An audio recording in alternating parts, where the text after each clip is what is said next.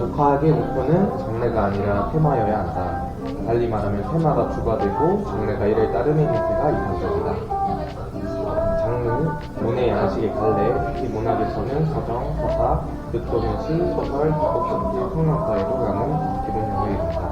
테마는 창작이나 논의의 중심, 과제나 주된 내용이다. 우리는 항상 공부를 하면 문화학과, 철학 등의 과목을 분리해서 공부합니다. 어렸을 때부터 교과목이라는 장르 부분에 의해 학습하도록 되어진 것입니다.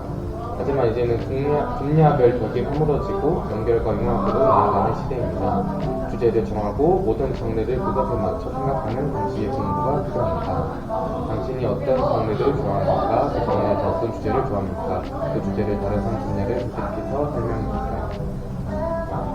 이게 수능이 할 때가 좀 어려운가요? 네. 은총님도 어려우셨어요 혹시? 근데 이제 뭐 장르 같은 거는 뭐 이렇게 이제 여기 책에도 나와 있지만 좀 너무 구체적으로 정할 필요 없이 좀 여러 가지 읽으면서 테마를 정하는 게 조금 어려웠던 것 같아요. 어떤 테마 같은 경우는 뭔가 좀 구체적이지 않고 조금 어떤 분야에서 어떤 삶을 살고 싶은지에 대한 부분인 것 같아가지고 다르게 말하면은 내가 어떤 삶의 어떤 형식으로 살고 싶은지에 대해 생각을 해야 되는 부분인 것 같아가지고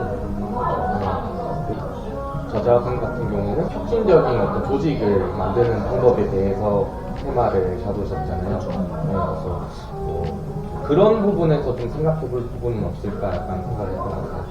회사는 겁니다. 아니요, 저는 그 회사는 아닌데 예를 들어서 옛날에 이제 어떤 분이 저한테 이야기해 주셨던 부분 중에 너는 뭐 꿈이 뭐냐 이렇게 물어봤을 때 직업을 이야기하는 경우가 많잖아요. 근데 그분이 하시던 말씀이 이제 직업은 너의 꿈이 아니고 너의 꿈을 이루는 한 방법인 거고 너가 어떤 삶을 살고 싶은지에 대한 방법이 직업인 거고 너가 어떤 삶을 살고 싶은지에 대해서 먼저 생각을 하는 게 꿈이다 이렇게 얘기를 하시더라고요.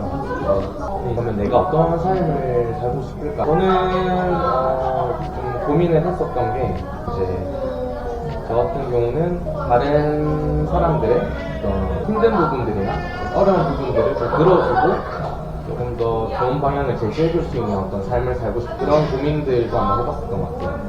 그런 부분에 있어서 조금 여러 가지 좀 심리 담당 책들이라든지 아니면 뭐 철학 책들이라든지 에세이라든지 그런 부분들이 있는 것도 도움이 되지 않을까 그런 식으로 생각을 해봤었던 것 같습니다.